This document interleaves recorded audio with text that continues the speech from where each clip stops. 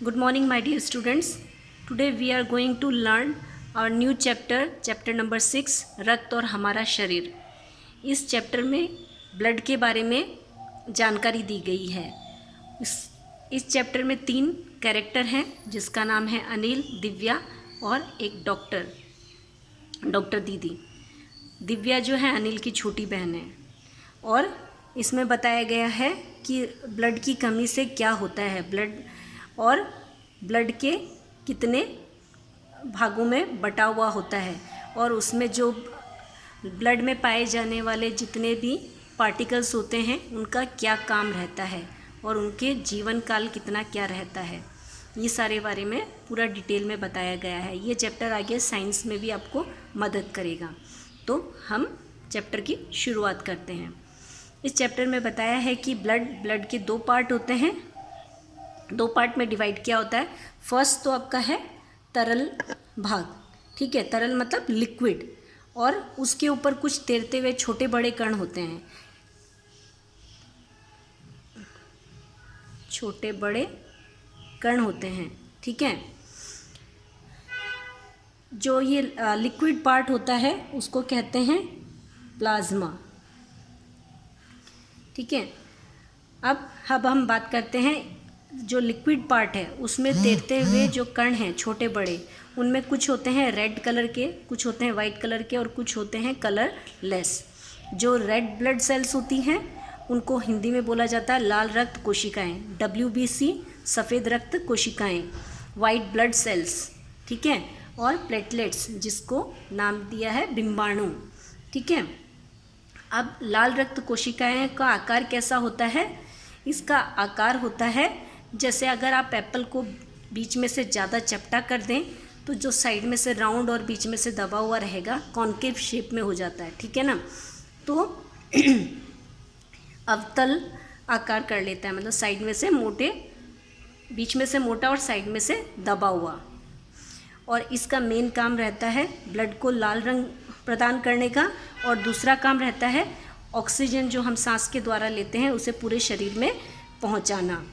और इसका life circle जो होता है वो होता है लगभग 4 महीने का, मतलब 4 मंथ्स तक ये जीवित रहते हैं। उसके बाद धीरे धीरे करके नष्ट हो जाते हैं और उसकी जगह दूसरे रेड ब्लड सेल्स उसकी जगह ले लेते हैं। और ये रेड ब्लड सेल्स बनते कहाँ हैं? हड्डियों के बीच में मज्जा भाग होता है, मज्जा इसको बोलते हैं बोन मैरो वाली जगह में इसका निर्माण होता है। ये मतलब वहाँ के कारखाने हो गए। क्या हो गए? कारखाने मतलब फैक्ट्री, जहाँ पे किसी चीज़ का निर्माण होता है। और इसको बनाने के लिए क्या रॉ मटेरियल चाहिए? प्रोटीन, आयरन, लोह युक्त तत्व, मतलब जिसमें आयरन अधिक मात्रा में हो, और विटामिन। तो ये सब चीज़ें से रेड ब्लड सेल्स का निर्माण होता है। कहाँ में? हड्डियों के मज्जा भाग में। और इसकी जब कमी हो जाती है तो हमको एनीमिया हो जाता है। और एनीमिया के क्या लक्षण है? थकान लगती है, भूख में कमी हो जाती है और मन भी नहीं लगता है, ठीक है ना। और उसका सेकंड पार्ट है वाइट ब्लड सेल्स। इसका मेन जो काम होता है रोगाणुओं से लड़ने का काम होता है। रोगाणु क्या हो गए? जो रोग लेके आ आते हैं हमारे शरीर में, जिससे हम बीमार होते हैं और वो उनसे लड़ते हैं। इन वाइट ब्लड सेल्स को वीर सिपाही भी कहा जाता है। अब आगे बढ़ते हैं। प्लेटलेट्स, बिंबाणु, ठीक है।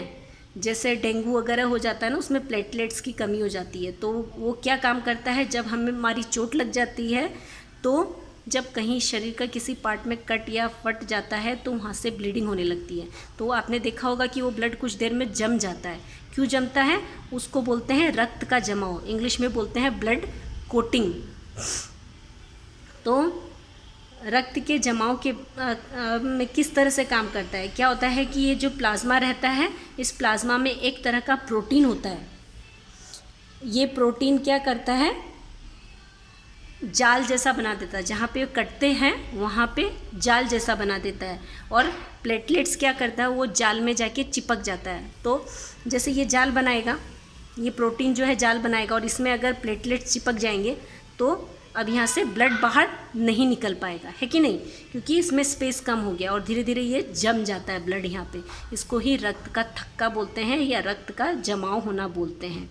तो इस तरह से ये ब्लड को ब्लीडिंग होने से रोकता है। और जब ज़्यादा ब्लीडिंग हो तो क्या करते हैं, सपोज़ आपके हाथ के इस पार्ट में कट गया है तो यहाँ से नीचे से हाथ को जोर से टाइट से बांध देते हैं, ताकि जब हमारी जो कोशिकाएं हैं वो क्या होती है, दब जाती है, जिससे क्या ब्लड बाहर नहीं निकलता है, ज़्यादा ब्लीडिंग थोड़ी सी देर रुक जाती है। और कई बार अगर ब्लीडिंग ज़्यादा होती है तो स्टिच भी करना पड़ता है, मतलब कट फट ज़्यादा जाता है, अंदर तक गहरी चोट लगती है तो स्टिच करना पड़ता है, ठीक है ना। और साथ ही साथ एक चीज़ और है कि जो भी खाना है या हमें साफ़ सफाई का पूरा ध्यान रखना पड़ता है।